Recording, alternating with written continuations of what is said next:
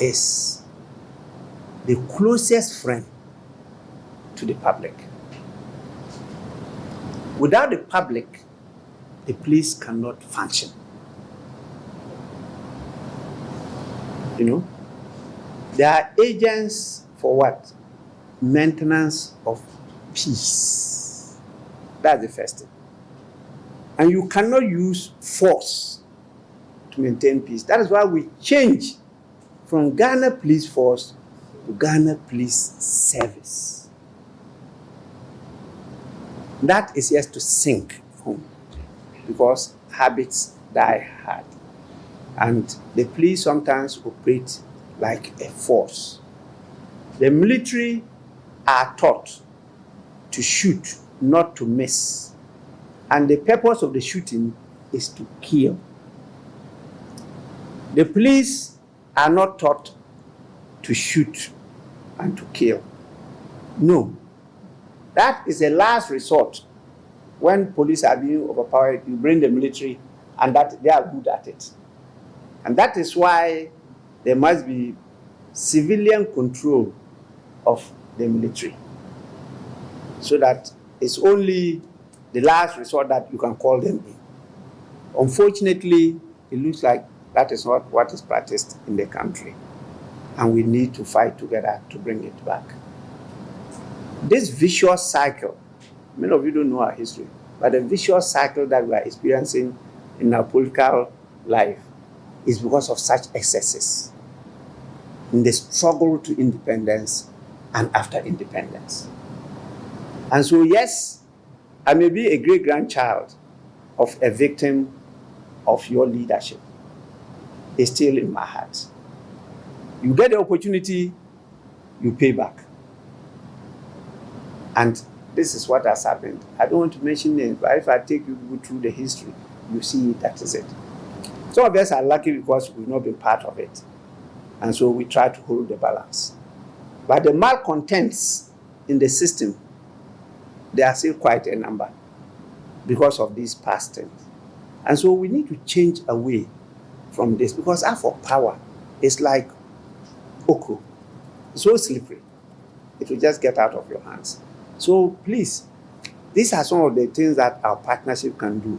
I've had time to have exchanges with the police unit and the former PRO on the police headquarters, Ofori, who has now gone on retirement. Is now a civilian. You understand? And I remember going to address the military after the war incident, where they charged to the town because one of them lost his mobile phone and assaulted anybody on site. Mm-hmm. Now, some of the people they assaulted were also retired military men. You understand? Mm-hmm. So what it is doing is lack of experience in life.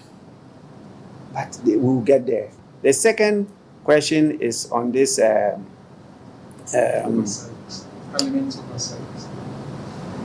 Well, there have been an improvement, and the reasons I just gave in my earlier submission.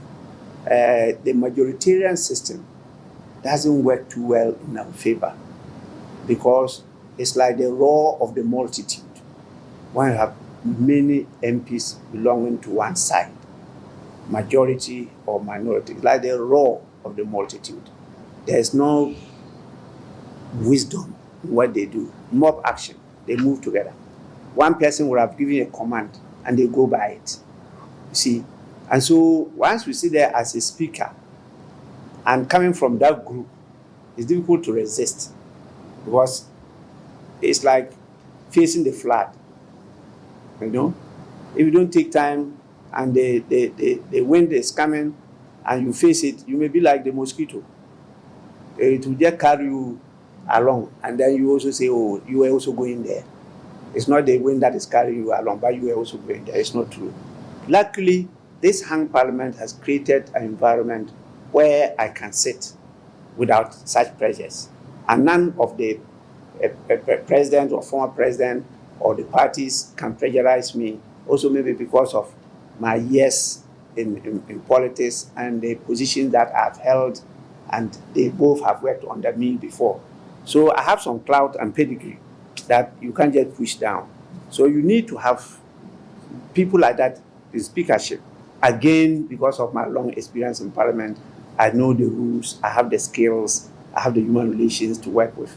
See, unlike just plucking people from outside and coming and making them speakers. So it's important that we look at all these experiences to guide us in our future decisions. I think that ourselves, we've made some progress, but there's still a lot to be done.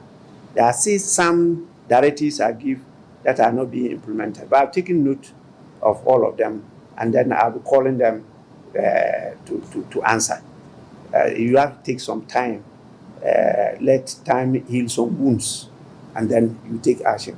So at the end of the day, we'll come out with our publication on how far we've gone in all this journey. And you see that there's some improvement. And that will encourage Ghanaians to try to hold the balance.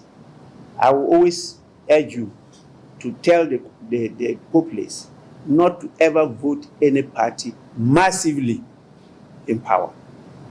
That doesn't work. And our constitution is not for that. The majoritarian system, which the British Westminster system practices, is not what we have in Ghana. In Ghana, an independent person can be a president without a party. So how do you run it? That's the system we have. It can't happen in the UK because the party system is well entrenched. In the party system, the MPs have a mandate. And so when they elect you, you know what you are going to do in the House. This system we have, what is the mandate of your MPs? Nothing. Are they delegates? Are they representatives? If so, for the people or for the party or for some pressure groups, you don't have. So those things are not clear, and we left it open for good reason.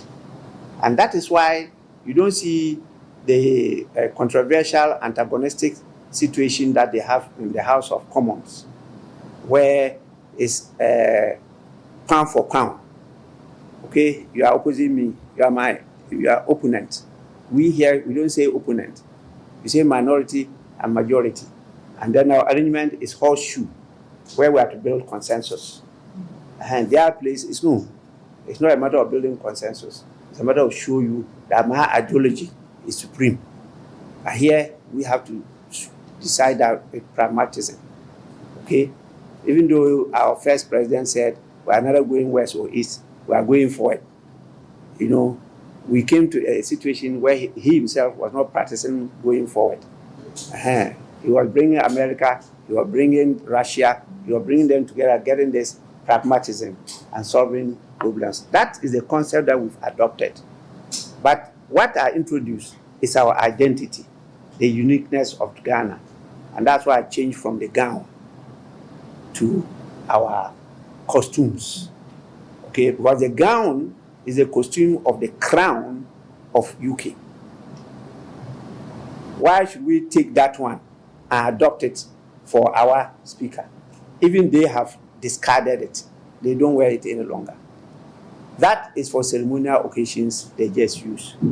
Okay, so I decided to introduce our traditional, and I wear these things plus all the others. It's just the church one that I'm still looking for to wear and come one day. You see me in either the Catholic or the Apostolic or the this. Yeah, with the collar. Thank you so much.